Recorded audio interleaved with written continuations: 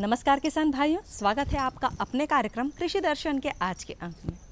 किसान भाइयों, मौसम बदलते हैं। बदलते हुए मौसम और जलवायु के साथ साथ हमारे खेत खलिहान भी हमसे कुछ विशेष सामयिक कार्यों की मांग करते हैं और हमारे कार्यक्रम का भी हमेशा से यही उद्देश्य रहा है कि हम आपको ऐसे ही सामयिक कार्यों की जानकारियाँ समय समय पर देते रहें। किसान भाइयों, आज के अंक में हम जानेंगे कि अरहर में कीट नियंत्रण किस प्रकार से किया जाए। साथ ही साथ आज हम आपको मिलवा रहे हैं एक सफल किसान से। तो चलिए शुरुआत करते हैं अपने कार्यक्रम की शुरुआत में सबसे पहले देखेंगे मंडी भाव के साथ में खबरें खेती की।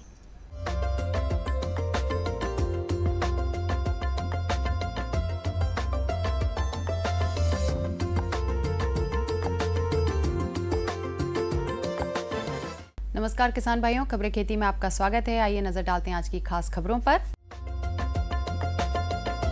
रबी फसलों का समर्थन मूल्य घोषित, किसानों को हर संभव सहायता दी जाएगी। कृषि यंत्रों का ऑनलाइन पंजीयन होगा। चने की उन्नत प्रजातियां और गेहूं में उर्वरक प्रबंधन। केंद्र सरकार ने रबी फसलों का समर्थन मूल्य घोषित कर दिया है। दलहनी फसलों के समर्थन मूल्य में 250 रुपए प्रति क्विंटल की वृद्धि के साथ 75 रुपए के अतिरिक्त बोनस देने का भी ऐलान किया है। रबी सीजन की प्रमुख फसल गेहूं का समर्थन मूल्य 75 रुपए प्रति क्विंटल बढ़ाकर 1525 रुपए प्रति क्विंटल कर दिया गया है। प्रधानमंत्री नरेंद्र मोदी की अध्यक्षता में आर्थिक मामलों पर हुई मंत्रिमंडलीय समिति की बैठक में रबी सीजन की प्रमुख फसल गेहूं समेत सभी फसलों के समर्थन मूल्य को मंजूरी दे दी गई है। गेहूं का एमएसपी 1450 रुपए से बढ़ाकर 1525 रुपए कर दिया गया है। वहीं जौ का एमएसपी 75 रुपए बढ़ाकर 1225 रुपए क्विंटल कर दिया गया है। चने का समर्थन मूल्य 3175 रुपए प्रति क्विंटल से बढ़ाकर 3425 रुपए प्रति क्विंटल कर दिया गया है, जबकि मसूर 3075 रुपए प्रति क्विंटल से बढ़ाकर 3325 किया गया है। सरसों का एमएसपी 3100 रुपए से बढ़ाकर 3350 रुपए प्रति क्विंटल कर दिया गया है। मुख्यमंत्री शिवराज सिंह चौहान ने कहा है कि संकट के समय साथ मिलकर किसानों को राहत पहुंचाने और उन्हें संकट से निकालने का काम करें।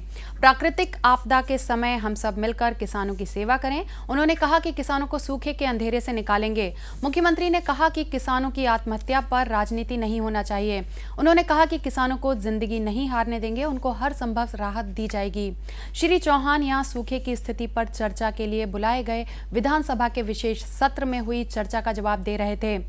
प्रदेश में सूखे की स्थिति की चर्चा करते हुए उन्होंने कहा कि इस साल सूखे की स्थिति भयावह है।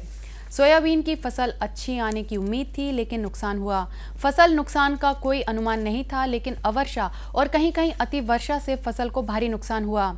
उत्पादकता में कमी आई और इसलिए देश में पहली बार उत्पादकता के आधार पर फसल हानि का सर्वे करने का प्रावधान किया गया है।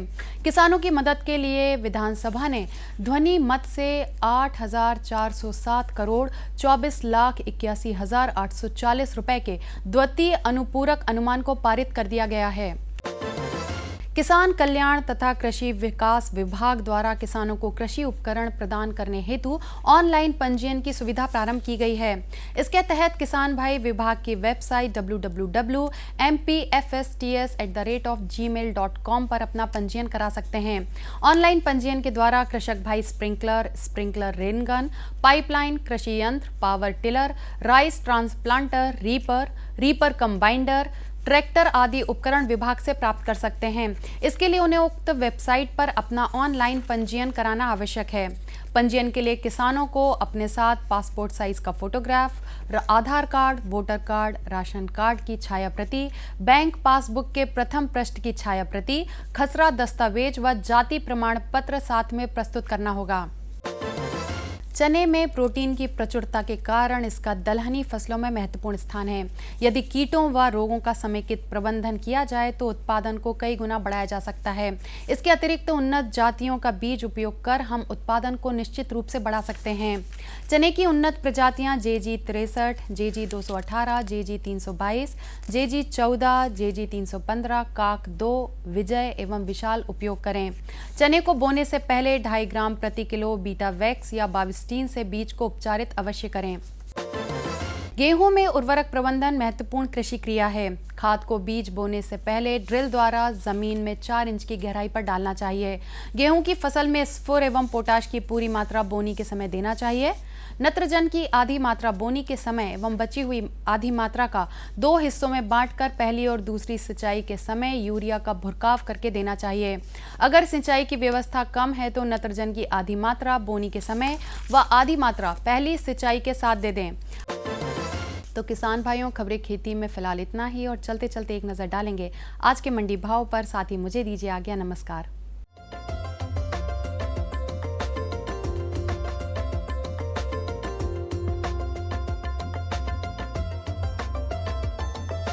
मध्य प्रदेश की विभिन्न मंडियों में भाव कुछ इस प्रकार रहे।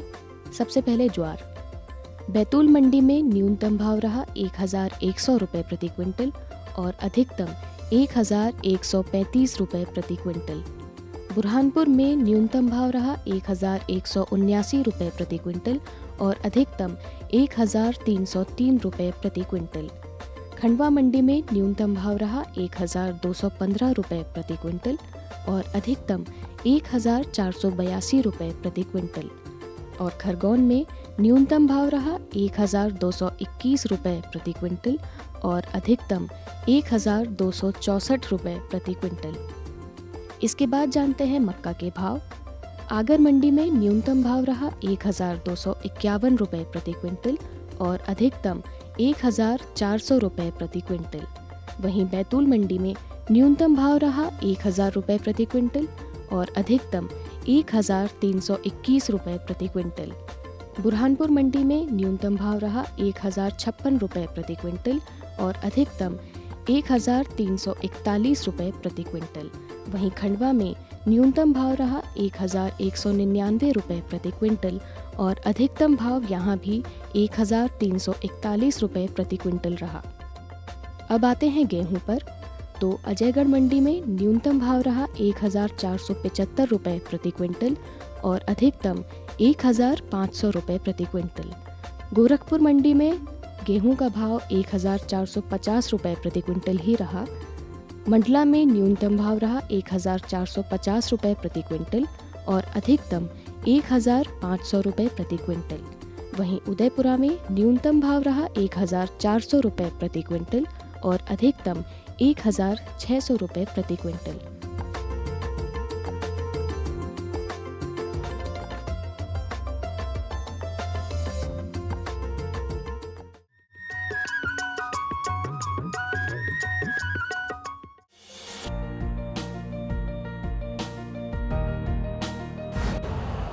यूरिया का स्वदेशी उत्पादन 70 लाख टन बढ़ाने के लिए 6 उर्वरक संयंत्रों का उद्धार किया जा रहा है।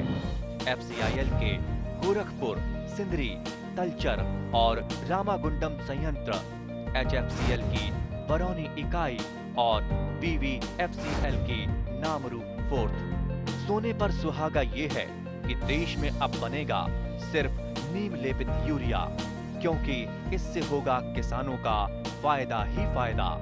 अनाज का उत्पादन 10% तक बढ़ेगा। बढ़ेगी 10 से 15% नाइट्रोजन क्षमता।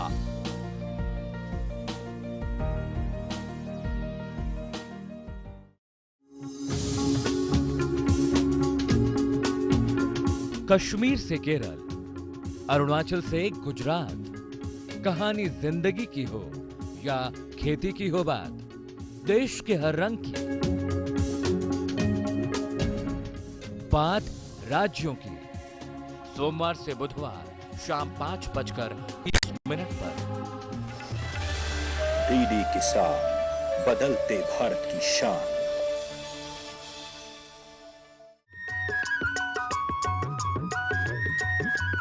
किसान भाइयों, दालें हमारे दैनिक आहार का प्रमुख अंग मानी जाती हैं और हम सभी ये जानते ही हैं कि हमें आज भी हमारी दालों की खपत का लगभग 40% तक आयात विदेशों से करवाना पड़ रहा है। इस दुविधा से मुक्ति के लिए सर्वोत्तम उपाय है कि हम दालों की कम अवधि में पकने वाली किस्मों को अपनाएं और साथ ही साथ हमारी फसल को प्रमुख कीट नियंत्रण उपायों से भी पाएं। किसान भाइयों, अरहर में कीट नियंत्रण किस प्रकार से करें, यही है जानने का विषय हमारे विशेषज्ञ से।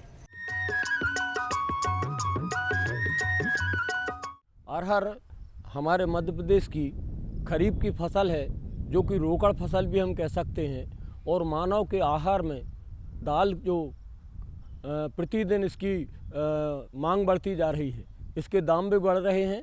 और इसकी खेती खरीफ में लगाई तो खरीफ में जाती है, लेकिन इसका जो समन्वित कीट प्रबंधन होता है वो रबी में, मतलब अक्टूबर के बाद होता है। वो इसलिए होता है कि अक्टूबर के बाद में ही इनमें कलियां और फूल आते।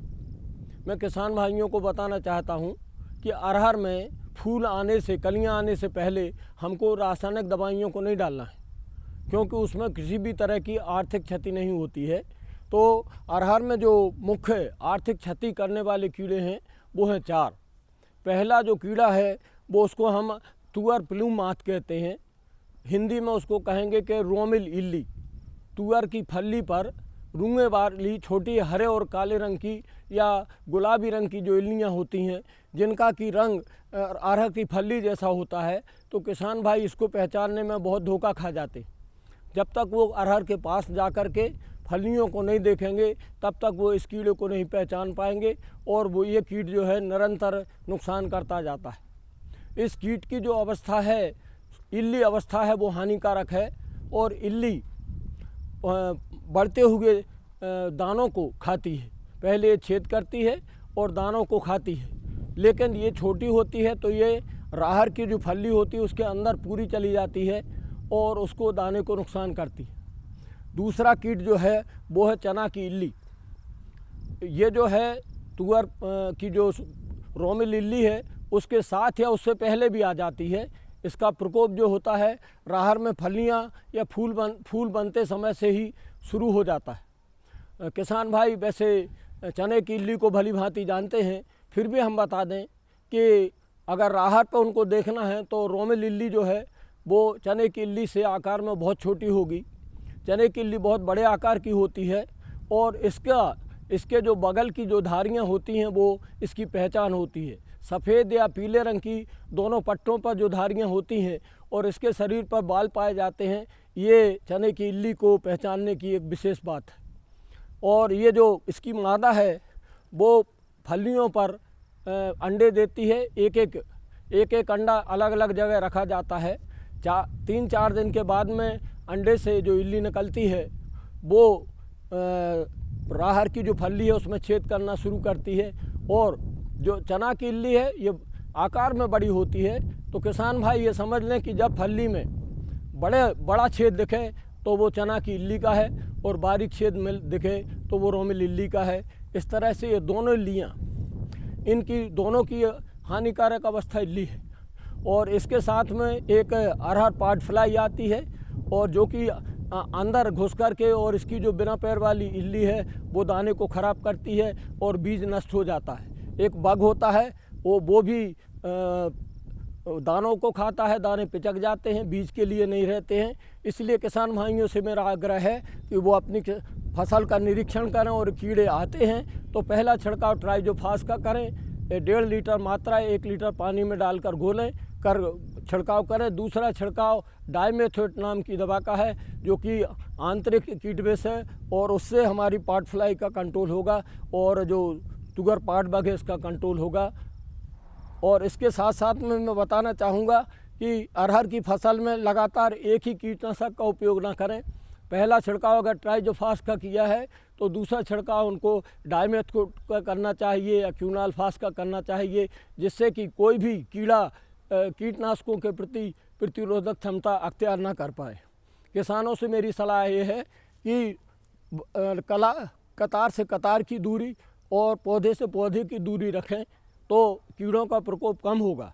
आप यहाँ देख रहे हैं कि जो अरहर लगाई गई है ये पौधे से पौधे की एक मीटर की दूरी है और कतार से कतार की दूरी 2 मीटर की है। तो कीड़े एक पौधे से दूसरे पौधे में जाने में समय लगता है और आर्थिक क्षति नहीं हो पाती है। इसलिए किसान भाई समन्वित विधियों का उपयोग करते हुए और अरहर की फसल को कीड़ों से बचा करके अच्छा लाभ ले सकते हैं।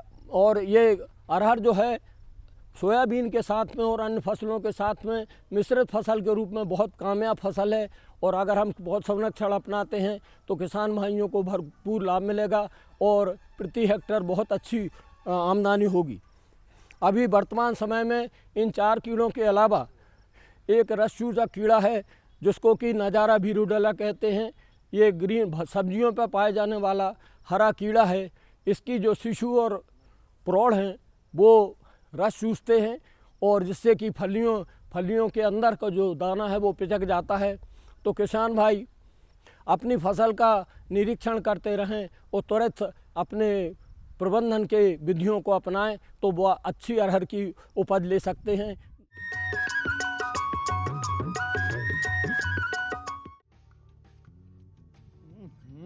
सब्जी में मसाला ज्यादा है। कितनी बार कहा है कि जितनी जरूरत हो बस उतना ही डाला करो। अरे मुझसे तो ऐसा कभी कभार होता है। और तुम जो हमेशा खेत में अनाप शनाप कीटनाशक डालते हो उसका क्या?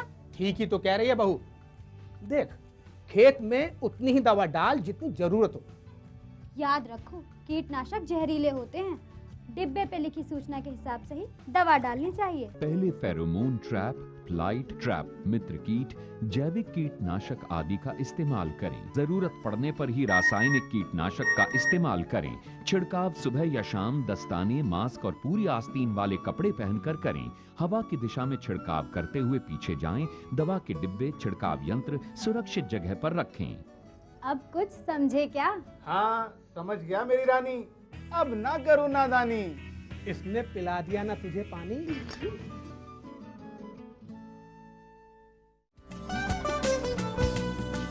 कौन कौन सी हैं सरकारी योजनाएं?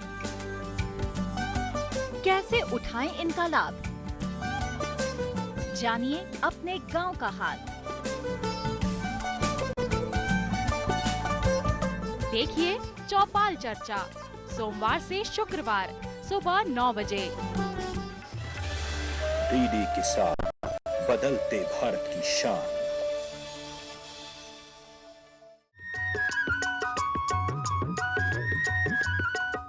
किसान भाइयों, आपकी मेहनत ही है जो लगातार कृषि को उन्नति की राह में आगे बढ़ा रही है। आप ही हैं जो नई नई तकनीकों को अपनाकर सफलता के नए मुकाम छू रहे हैं। आपके योगदान को कृषि के क्षेत्र में कृषि वैज्ञानिकों से कम नहीं आंका जा सकता। किसान भाइयों, हम अपने कार्यक्रम के माध्यम से आपको कुछ ऐसे ही सफल किसानों से मिलवाते रहते हैं। तो चलिए इसी श्रृंखला में आज हम आपको एक ऐसे ही सफल किसान से मिलवा रहे हैं। तो चलिए सुनते हैं इनकी सफलता की कहानी इन्हीं की जुबानी। आप लोगों से मेरा अनुरोध है और विचार है कि अपन जो अभी तक बुजुर्गों को देखते हुए जो परंपरागत खेती करते आए हैं, इसमें थोड़ा सा परिवर्तन करना होगा, क्योंकि मौसम पिछले 4 साल से किसानों के अनुकूल नहीं है और आगे भी कोई गारंटी नहीं है। तो कुछ खेती में बदलाव और कुछ संशोधन करके ही खेती करना होगी। इसके लिए सबसे पहले अपन को खेतों में मिट्टी का परीक्षण कराना ज़रूरी है। बगैर मिट्टी परीक्षण के उन्नत किस्म और भरपूर पैदावार हम और आप नहीं ले सकते हैं। इसलिए किसान को सबसे पहले मिट्टी परीक्षण पे ध्यान देना चाहिए और मिट्टी परीक्षण विधिवत कराने के बाद जो उसमें कमी आती है, जिस तत्व की कमी है, उसको पूर्ति करने के बाद और जो इस फसल के लिए मिट्टी परीक्षण के बाद बताया जाता है, उस फसल को लेने से हमें आपको भरपूर फसल मिल सकती है। नहीं तो परेशानी जितनी पिछले 2-3 साल से किसानों को हो रही है, इसमें कुछ मौसम की तो विशेष है ही मार, हमारी आपकी भी कुछ हैं कमियां, तो कम से कम हम और आप अपनी कमियों को दूर कर सकते हैं। फिर उसके हिसाब से जो फसल बोना है उसी को बोया जाए। सोयाबीन है या उड़द है, जो भी फसलें हैं थोड़ी थोड़ी सभी मात्रा में बोई जाएं। एक फसल पर निर्भर होना ज़्यादा ठीक नहीं है। सोयाबीन है, उड़द है, मूंग है, ज्वार है, बाजरा है, तिली है, अरहर है, तो थोड़ा थोड़ा सभी लगाना चाहिए हर किसान को। यदि एक फसल बिगड़ती है तो कम से कम दूसरी बनती है, तो उसमें जो हानि उतनी नहीं होती हमारी आपकी। उसके अलावा नींदानाशक, कीटनाशक, रासायनिक खाद का जितना कम उपयोग हो सके उस पर ध्यान यदि हम और आप दें तो मिट्टी की, भूमि की क्वालिटी बरकरार रहेगी। ज़्यादा कीटनाशक, ज़्यादा नींदानाशक, ज़्यादा रासायनिक खाद का उपयोग करने से फसल का नुकसान होता है और हमारी आपकी लागत भी बढ़ती है। उसमें डबल नुकसान किसानों का हो रहा है कि एक तो लागत ज़्यादा जा रही है और भूमि की स्तर भी ठीक नहीं रह रहा है। तो रासायनिक खाद की जगह गोबर का खाद, कंपोस्ट खाद, केचुए की खाद, इनका यदि हम और आप उपयोग करें तो ये हमारे आपके पास सहज उपलब्ध भी हैं, सस्ते भी हैं। एक बार इनको विधिवत करने के बाद निरंतर हमें आपको ये खाद मिलती रहती है और कोई ज़्यादा खर्च नहीं है। पहली बार में कंपोस्ट बनवाने में या कुछ करने में शासन भी मदद दे रहा है और हम और आप सहयोग करें तो फिर निरंतर वो मिलती रहती है। एक बार जो खर्चे है वो ही करना है। रासायनिक खाद में हमें आपको हर साल लागत लगानी है, तो इस बातों पे भी ध्यान दिया जाए। खेती को व्यवसाय के रूप में भी किया जाए। जिस तरीके से एक किसान खेती करते हैं, कई लोगों को समय कम है, कम ध्यान दे पाते हैं, लेकिन यदि हम और आप खेती को एक दुकान की तरह, एक व्यवसाय की तरह या एक उद्योग की तरह निरंतर उसमें समय दें।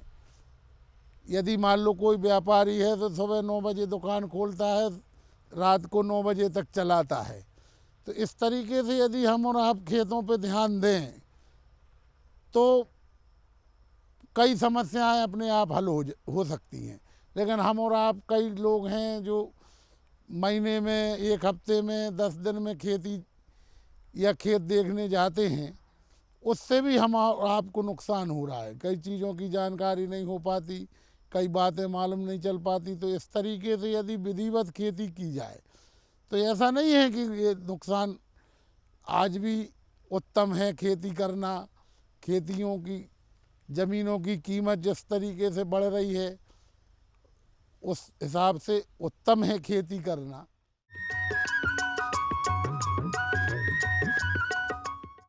होगी बदलाव की अब शुरुआत, सुधरेंगे तेरे हालात। मत हार मान तू, है देश की शान तू। कमर कस और सीना तान ले, एक बात बस गांठ बांध ले, बदलाव की तान साध ले। बढ़ा कदम तू वीर के जैसे, तूफान बड़े देखे हैं ऐसे। न रुकेगा तू, न झुकेगा तू। कमर कस और सीना तान ले, एक बात बस गांठ बांध ले, बदलाव की तान साध ले।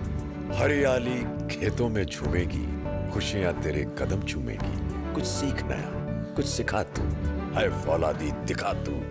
कमर कस और सीना तान ले, एक बात बस गांठ बांध ले, बदलाव की तान साध ले।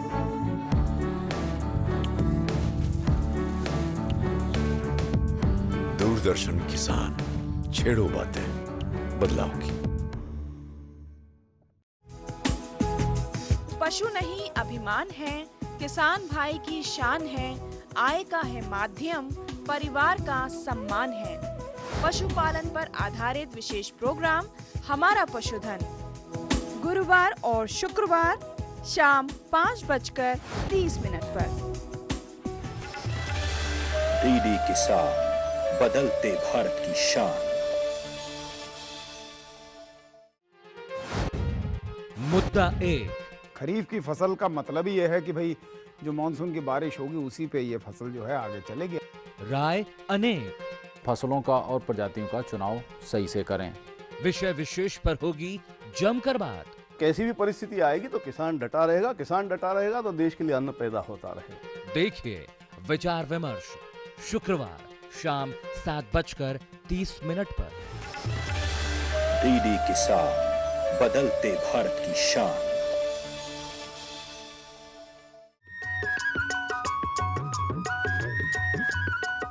किसान भाइयों, निश्चित तौर पर आपको हमारे अंक के माध्यम से दी गई कृषि संबंधित जानकारियों से लाभ होगा।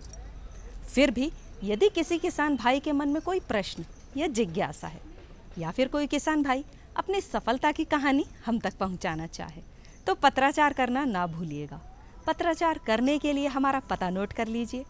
हमारा पता है कार्यक्रम कृषि दर्शन, द्वारा निदेशक, कमरा number 4, Doordarshan Kendra, Shyamla Hills, Bhopal. Pin code है 462013। किसान भाइयों, आज का कार्यक्रम हम यहीं पर समाप्त करते हैं। अगले अंक में फिर होगी मुलाकात कुछ अन्य कृषि संबंधित जानकारियों के साथ। तब तक के लिए मैं पूर्वा आपसे आज्ञा चाहती हूँ। नमस्कार।